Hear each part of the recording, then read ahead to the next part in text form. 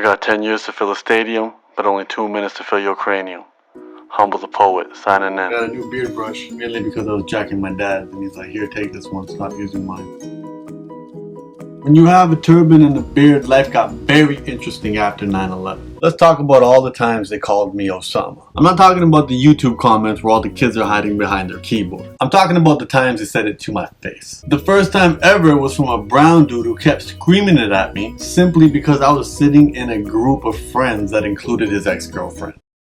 Then there was one time when this white girl came up to me and asked me if I was Osama, and her boyfriend immediately grabbed her and apologized and took her away. Then there was a time a dude yelled it from a car while I was walking. I spent 3 weeks in Thailand, and over there a lot of people yelled Osama every time I walked by. And then when I looked at them, they would always have this weird smile on their face. In Mexico, the guy would say it like it was a question. Osama? And I would just be like, and then he would be like,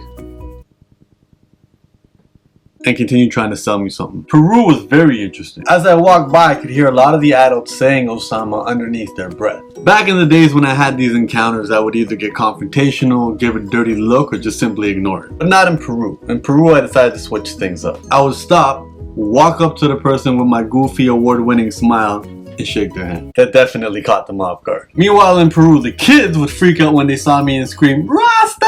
And the next thing I know, I was surrounded by a bunch of kids taking pictures. I felt famous. That also helped me realize that these kids were too young to have the same media influence that the adults had. So for them, their frame of reference was Bob Marley. I look like Bob Marley to them. We jamming. I wanna jam it with you. I can do a better Bob Marley. And though Peru was interesting, it was definitely not the most interesting. That's reserved for Cuba and the Dominican. I went to Cuba in like 2003, so things were still fresh. And everywhere I went, people would look at me, smile, and wave. Osama! That confused the hell out of me. But then it sunk in. Cuba really isn't the biggest fan of America, especially back in 2003. So to see someone who looked like America's biggest enemy was a cause for celebration. I know many of you Americans don't have a clear picture of exactly what type of country Cuba is, but trust me, it's a beautiful place with amazing people, rich with some unique culture. And I think they let you guys in now. So now that they are letting you in, make the most of it and visit before the place becomes oversaturated with Americans. Last summer I was in the Dominican with my family, and a dude kept following me around saying, Osama, Osama, come here, Osama, Osama, let me sell you this. And so I asked him, I was like, why do you keep calling me Osama? Is that a good thing or a bad thing? And he replied, Osama is very good. I'm Haitian. America ruined my country. Now the moral of the story isn't to shit on American foreign policy, but I mean, it does suck. Supremely. But more so to illustrate the fact that over the last 14 years I've been called Osama numerous times, both as insults and compliments. So who's wrong and who's right? Well, that's up to you to decide. What's important for me to share is the fact that I wouldn't have had these interesting experiences had I never decided to travel. These diversity and enriching experiences wouldn't have continued to happen had I just stayed at home. Dope shit happens when you travel. You learn a lot because you realize not everybody in the world thinks, acts, or believes in the same stuff as you. As my dude Mark Twain said, travel is fatal to prejudice,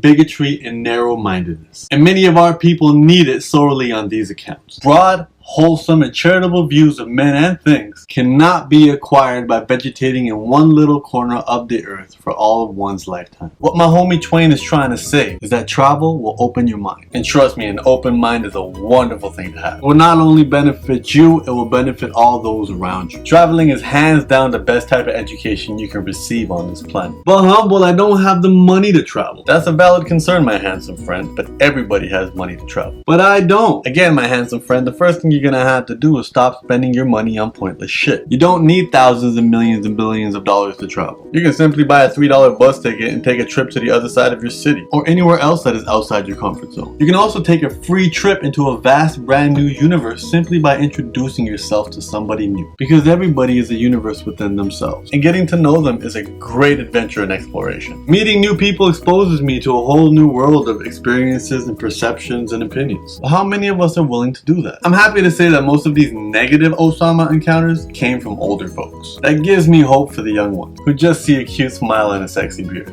And these kids didn't have to have a background on who I was or why I looked this way in order to give me a smile and show me respect. Having curiosity and an open mind is all you need. This story is also going to be a chapter in my new book, so when you read it, I hope you can be like, I remember that. Even if you save up $10 a week, after a couple of months, you'll have enough to take a decent trip. And whether it's halfway around the world or just to different parts of your own city, the goal is simply to expand yourself by being somewhere you've never been before. Thank you so much for watching. As always, please comment, rate, and subscribe. If you like the way I speak and the way I think, check out my book, Unlearn. Get yourself a copy at unlearn101.com or Amazon or Barnes & Noble or anywhere else that sells books online. If you don't like paying for shipping, you don't want to wait, or you don't want to read a book, you can get the audio version of the book where I read it to you in my sexy mumbly voice. And that's also available at unlearn101.com. I'm also going to be replying to all the comments in the first hour of this video. If you want to know when these videos drop, just hit the notification so you know exactly when my videos are coming out. On your mobile, it's a little bell. On my subscription page, click that. If you're on a computer, it's that little gear. That way you'll never miss a new release. I appreciate the time you took to watch this. Please share this with somebody that you care about, or somebody that you don't, or anyone that you think is going to enjoy it. Thank you.